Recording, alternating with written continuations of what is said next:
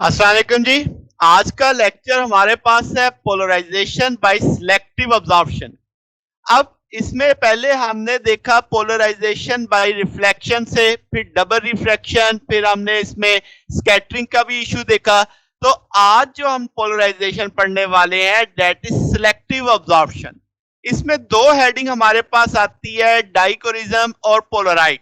अब दोनों में बेसिकली फिनोमेना सिलेक्टिव अब्जॉर्प्शन का ये है कि भाई कुछ क्रिस्टलाइन मटेरियल आपके पास लाइट को अब्जॉर्ब करते हैं, जब उन पे फॉल करती है उसकी एक प्लेन को अब्जॉर्ब कर लेते हैं, तो लाइट जब वहां से ट्रांसमिट होती है तो वो पोलराइज हो चुकी होती है। तो ये बेसिक आउटलाइन है सिलेक्टिव अब्जॉर्प्शन की, कि यानी सारी लाइट अब्जॉर्ब नहीं होती, लाइट की एक प्लेन को क्या कर लिया जाता है, अब्जॉर्ब कर लिया जाता है। वो मटेरियल की खूबी है। तो यही हमारे पास बेसिक आउटलाइन है। तो शुरू करते हैं जनाब, डाइकोरिज्म। अब कुछ सर्टन क्रिस्टल ऐसे हैं कि उनके अंदर कुदरती खूबी है कि वो जनाब आपके पास सिलेक्टिव अब्जॉर्प्शन कर सकते हैं। तो ये जो सिलेक्टिव अब्जॉर्प्शन का फिनोमेना है इसे हम डाइकोरिज्म भी कहते हैं। तो आपके पास इसमें सबसे पहले जो चीज हम पढ़ेंगे वो है वायर ग्रिड पोलराइजर। अब ये एक तरह से कह लें मैन मेड है कि आपके पास मुख्तलिफ तरह के ये होते हैं जो कमर्शियली अवेलेबल होते हैं। इनमें आप ये समझो कि माइक्रोस्कोपिक एल्यूमिनियम वायर्स होती हैं जो चंद मिलीमीटर के अंदर सैकड़ों बल्कि हजारों की तादाद में लगाई जाती हैं। तो वहां से जब लाइट पास करती है जैसे विजिबल या आईआर, तो वो उसका एक पोर्शन अब्सॉर्ब कर लेती है और वहां पे उसको यानी पोलराइज कर देती है।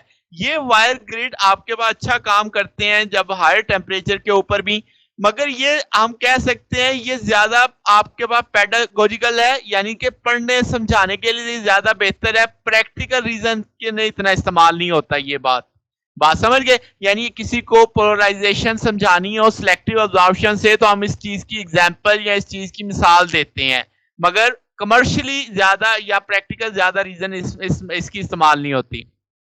फिर हमारे पास डाइकोरिक क्रिस्टल, सर्टन जैसे मैं बात कर रहा था सब्सटेंस या मटेरियल्स ऐसे हैं जिनकी इनहेरेंटली खूबी है कि वो डाइकोरिक होते हैं।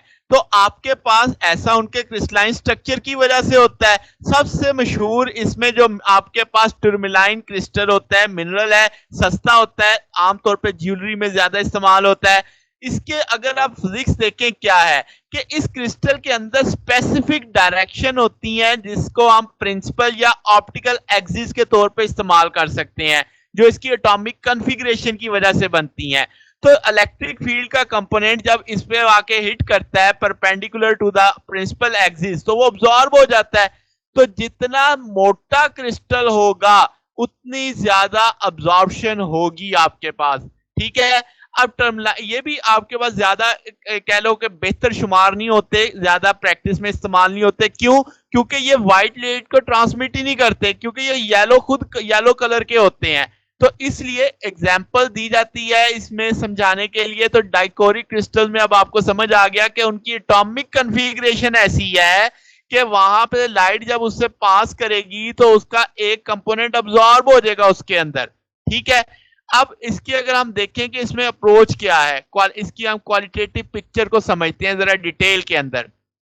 अब एटम जो क्रिस्टल के अंदर होते हैं वो एक दूसरे के साथ शॉर्ट रेंज फोर्स के साथ जुड़े होते हैं और क्या बनाते हैं, एक लेटस बनाते हैं। अब जो इलेक्ट्रॉन है वो बुनियादी तौर पे ऑप्टिकल प्रॉपर्टीज के रिस्पॉन्सिबल होते हैं। हम आप उन्हें समझेंगे कि वो जुड़े हुए हैं एक इलास्टिकली के इक्विलिब्रियम पोजीशन के साथ। अब जानते हैं कि इलेक्ट्रॉन जब एक एटम में होता है तो उसके इर्द गिर्द दूसरे एटम भी उस पर इन्फ्लुएंस कर रहे होते हैं।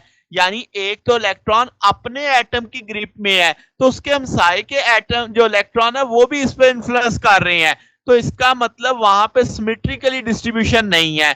क्यों? क्योंकि आपकी इलास्टिक बाइंडिंग फोर्स जो इलेक्ट्रॉन पे है वो अब मुख्तलिफ सिमतों में मुख्तलिफ होने वाली है। किसी तरफ का एटम उसके ऊपर किसी और तरीके से फोर्स लगा रहा होगा, दूसरी तरफ वाला किसी और तरीके से। तो डिफरेंट ओरिएंटेशन में डिफरेंट आपके पास उसकी सिमेट्री डिस्ट्रीब्यूशन होने वाली है।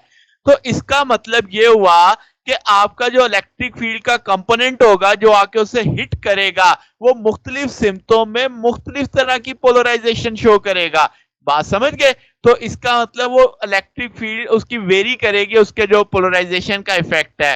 तो इन जनरल अगर हम बात करें तो क्या है कि जब आपकी अनपोलराइज लाइट उस पर जाती है तो एक लीनियर पोलराइज लाइट बाहर आती है। अगर आप दो टर्मलाइन क्रिस्टल पैरेलल रखोगे तो वो जो आपकी पोलराइज लाइट है ज़ाहिर है उसमें से पास कर जाएगी, पहले से भी पास करेगी, दूसरे से भी पास कर जाएगी।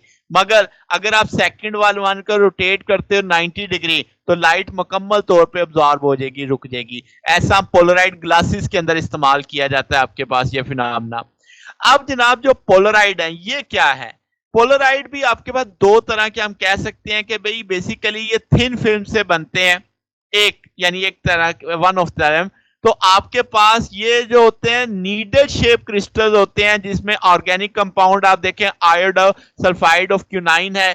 ये आपके पास नीडल शेप क्रिस्टल इस तरीके से तरतीब पाए होते हैं कि उनका एक ऑप्टिक एक्सिस बन जाता है जो पैरेलल होता है। तो अब आपके पास क्या होता है कि जनाब के ये आप इसे एम्बेडेड कर देते हैं कि इसमें नेट्रोसेलुलोज मैस्टिक ये बेसिकली गम का रेजन है जिसके अंदर आप इसे जोड़ देते हैं।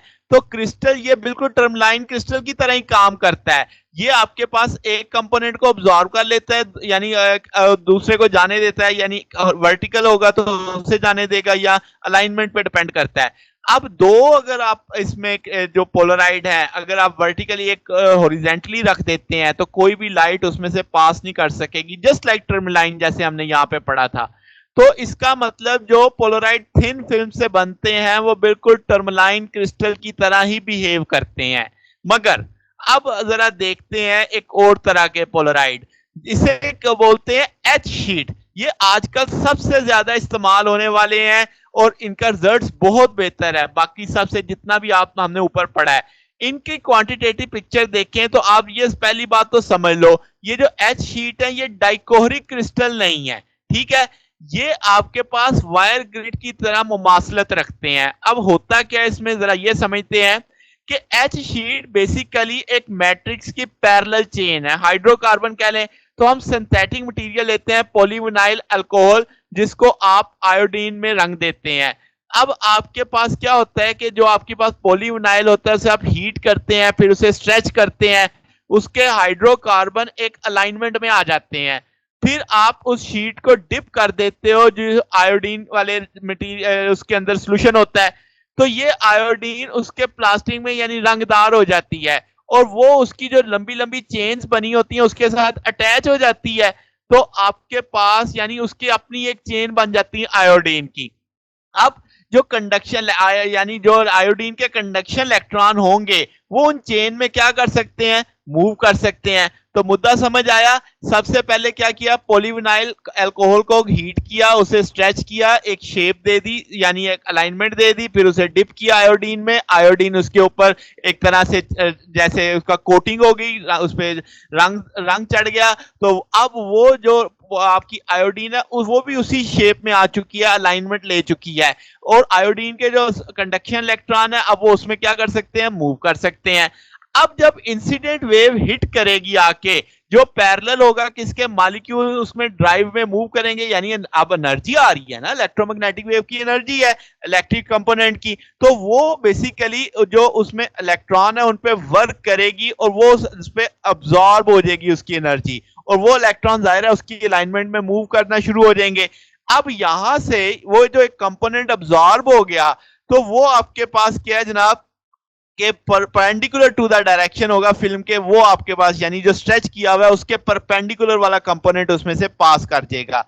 इसकी एक और मिसाल के शीट है। ये भी आपके पास पॉलीविनाइलिन पोलराइजर है, एच शीट की तरह ही है, मगर ये ज्यादा हाई रेजिस्टेंस है टेम्परेचर के लिए यानी ज्यादा टेम्परेचर पे, क्योंकि इलेक्ट्रोमैग्नेटिक वेव आप सिर्फ आईआर और विजिबल की तो बात नहीं करेंगे, आप एक्सरे के लिए भी पोलराइजेशन चाहेंगे, आप गैमा रेज के लिए भी पोलराइजेशन चाहेंगे।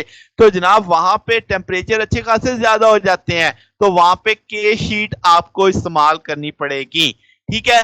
अब अगर हम इन जनरल बात करें कि पोलराइड कहां कहां इस्तेमाल होते हैं तो हम कहेंगे कि ये बेसिकली मटेरियल्स की ऑप्टिकल प्रॉपर्टीज को स्टडी करने के लिए, लाइट की इंटेंसिटी को कंट्रोल करने के लिए, नॉन ग्लेयर चश्मे बनाने के लिए, गाड़ियों की हेडलाइट्स और विंडशील्ड्स बनाने में इस्तेमाल होते हैं, यानी इंडस्ट्रियल यूज ज्यादातर यही होगा।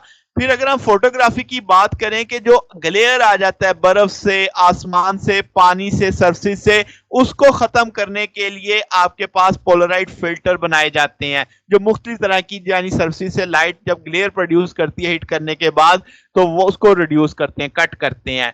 फिर आपके पास पोलराइड 3 डायमेंशनल मूवी पिक्चर्स बनाने के लिए भी काफी इस्तेमाल होते हैं।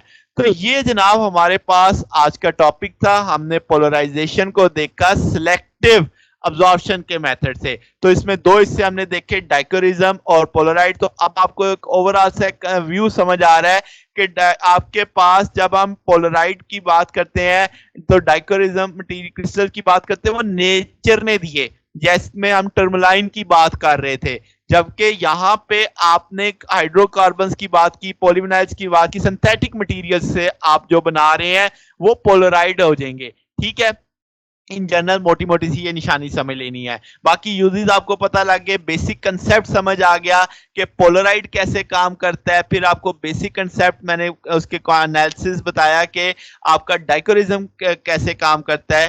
तो ये जनाब आज का हमारा टॉपिक था। अगर आपको इसमें कोई बात पूछनी हो, कोई डाउट हो तो नीचे कमेंट्स में पूछ सकते हैं। वीडियो अच्छी लगी हो तो वीडियो को लाइक कीजिएगा, दोस्तों के साथ शेयर कीजिएगा, चैनल को भी सब्सक्राइब कर दीजिएगा। अब तक के लिए इतना ही, बाकी इंशाल्लाह फिर नेक्स्ट देखेंगे। ओके, अल्लाह हाफिज।